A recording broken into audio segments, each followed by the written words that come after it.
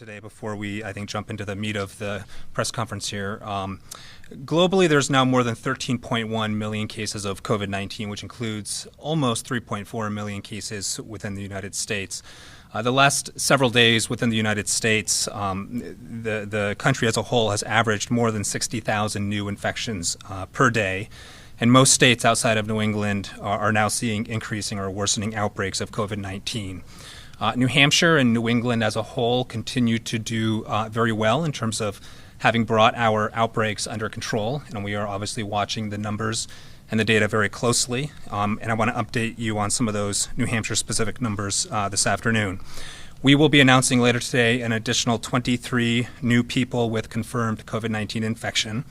That brings the total to 6,091 people in New Hampshire residents who have been diagnosed with COVID-19.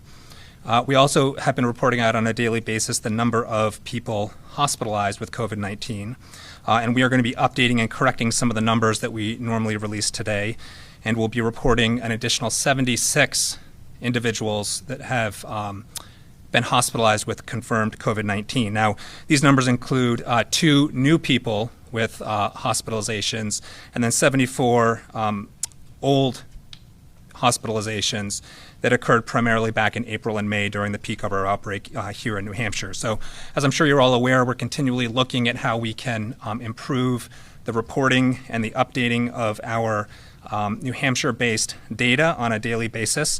And so we recently went back and performed an assessment on the quality and the completeness of some of our hospitalization data.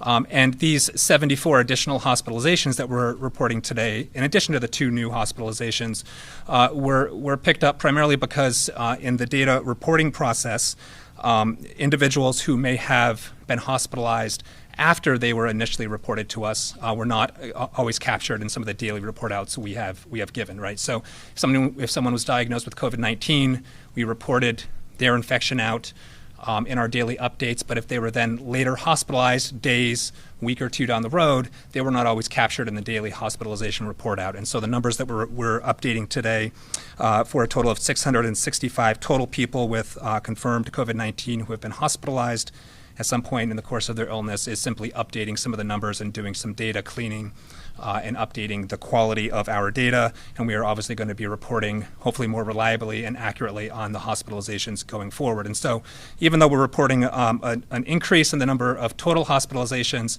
we have a graph here that we have shown before that graphs the number of people hospitalized with COVID-19 by the date of their hospital admission.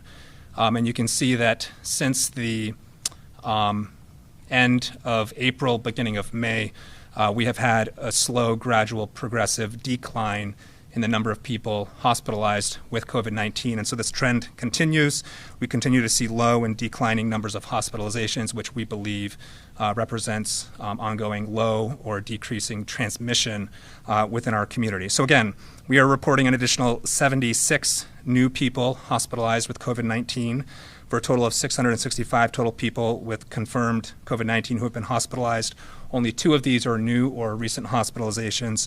74 represent old hospitalizations that occurred back in April and May.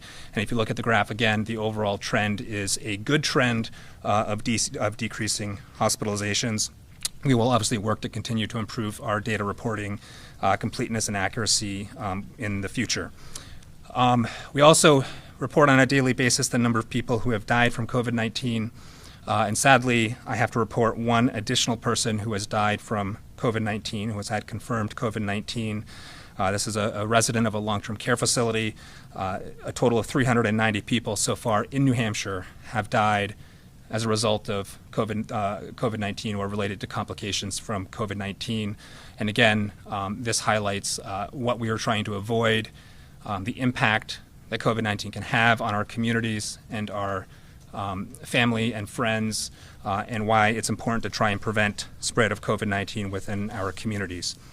Now, the commissioner of DHHS is not here today, so I'm going to provide some updates that she oftentimes provides in terms of updating our testing data and updating outbreak data. Over the last week, we have performed, on average, more than 2,600 PCR-based tests per day. Now, this is also an increase from what we have previously reported, and so as part of our ongoing commitment to providing accurate and timely and updated data, we also went back and did some data cleaning and QA on some of our test data. If you remember, a few weeks ago, we made a transition to report not on the number of people who were tested, but on the total number of tests performed, taking into account that some people may test negative and subsequently decide to get tested again and potentially again, and some people routinely have been getting tested, checking for COVID-19 infection. And so in order to provide more accurate data for the total number of tests that are being performed on a daily and weekly basis, we have been reporting the number of PCR-based tests, the total number of PCR-based tests, and we are updating those numbers today to reflect that in the past week we have been testing on average about 2,600 people per day. This is a substantial increase from what we have been reporting previously, so this is good news. This is a good update to our numbers. And again, we will continue to provide accurate and updated information, but the testing data continues to show a very low percentage of positivity for our PCR-based tests, which again is good news. And then finally, we, on a weekly basis, have been issuing a list of current and closed outbreaks. We will issue an update again online in today's update. I am pleased to announce that we have one new outbreak that has been closed since our last press conference. This is an outbreak in the Salem Haven long-term care facility where there were a total of 61 infections in residents and staff, including 11 deaths. This outbreak, thankfully, is closed. There are currently 5 ongoing institutional outbreaks and no new long-term care facility outbreaks to report today. So those are the New Hampshire numbers. They continue to show a good trend, as do the numbers in the surrounding New England states, but we do watch with concern with what is taking place in the rest of the country, as I know many of you do, and want to continue to stress the importance of the public health precautions and recommendations that we continue to recommend. We continue to recommend that people avoid large gatherings of people. We continue to recommend that when people are out in public settings that they take steps to maintain a distance of at least 6 feet between other people. Please wear cloth face coverings. The new evidence is emerging for the efficacy of cloth face mask use for preventing transmission of COVID-19. And please continue to frequently clean and sanitize your hands.